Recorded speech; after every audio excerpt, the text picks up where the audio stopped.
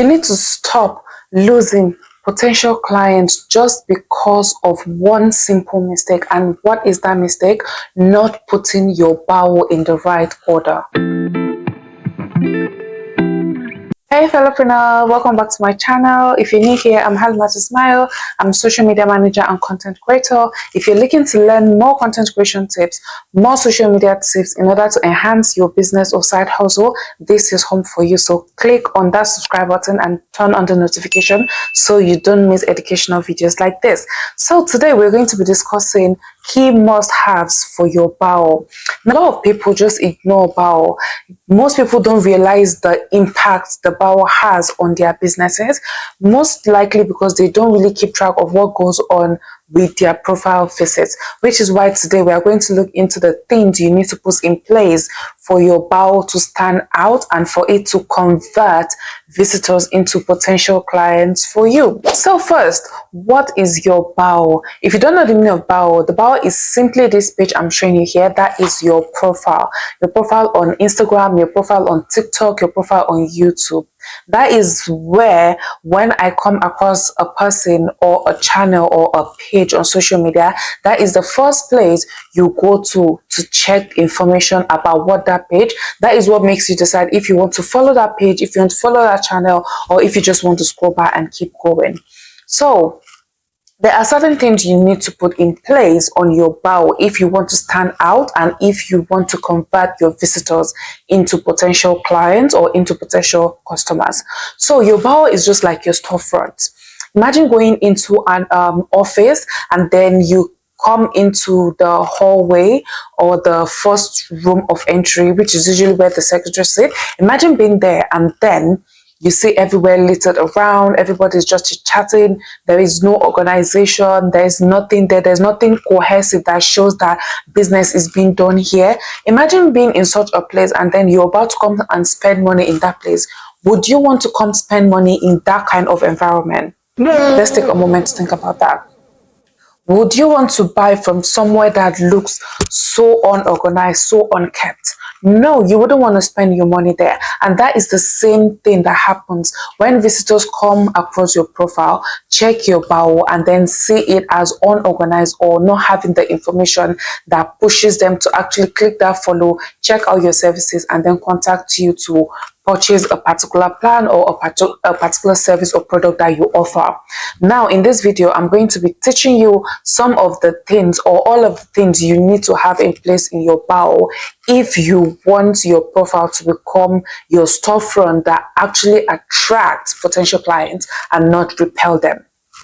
Number one, the number one thing you need to have on your bio is your profile picture. You need to have a profile picture that screams what you do, that screams what your business is about, or that screams what your service is about. So it might be a picture of you, a nice picture of you, or it might just be a particular logo of your business or a particular flyer that speaks about what you do on that particular page or on that particular social media channel. So you need to have something like that that screams about what you do. At a glance, I should be able to relate with you or connect with you on the basis of what you do on that particular social media page or channel. Now, after you've sorted out your profile picture, the next thing you want to have there is your bio statement. Now, most people just put like any sort of thing they like there or any kind of cute code they like there.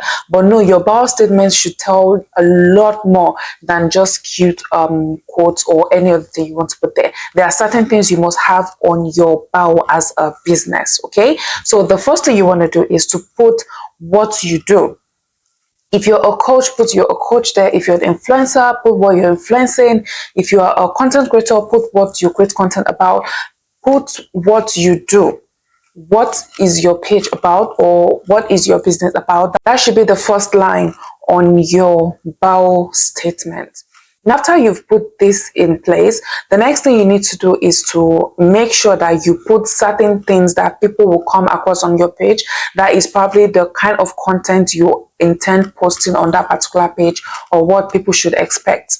So for instance, probably you're a fitness coach. You can have something like fitness tips or healthy lifestyle tips, something like that, something that relates to what your content is about on that page, and as well as what you're actually doing.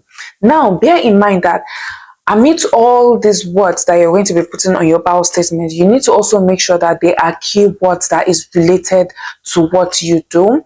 This is because all social media platforms are now becoming SEO oriented, that is, they're becoming search engines. So it means that if you don't have the right words and people are looking for your services, they might not find you, or your page might not pop up with the other searches. In order to avoid that from happening, what you need to do is to make sure that you have your statement there that has what you do and then what your page is about, but at the same time make sure they contain keywords that have to do with what your business is and then what people should expect on your page as a content, just like a sample I'm showing you on the screen now. So after that, you should have like a call to action for what next they need to do, something like maybe connect with me, book a discovery call, check out my website, just something that prompts them to actually take action on your bio.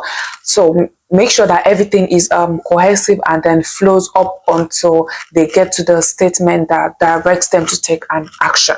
After you've had your bio statement in place, the next thing you should think of having, if you don't already have one, is a link in bio. A link in bio can just be a link to your store, a link to your landing page, a link to your website, somewhere they can find more information about you out of social media, somewhere they can check out more details about your services, your products, what you do, what you're about, what your business is about. Okay, and there are lots of things you could do when it comes to link in bio. You can just create a landing page using platforms like System or MailChimp or MailerLite or Beacons, or you can have like a link in bio that allows you to attach multiple links such as Linktree, bio.site. Beacons also has a link in bio and other ones, but these are the ones I personally use and recommend. Also, in your link in bio, make sure you have your social media links attached to it. You have your email attached. You have your maybe website or landing page. Just have a couple of things that showcases what you do and gives more information about what you do.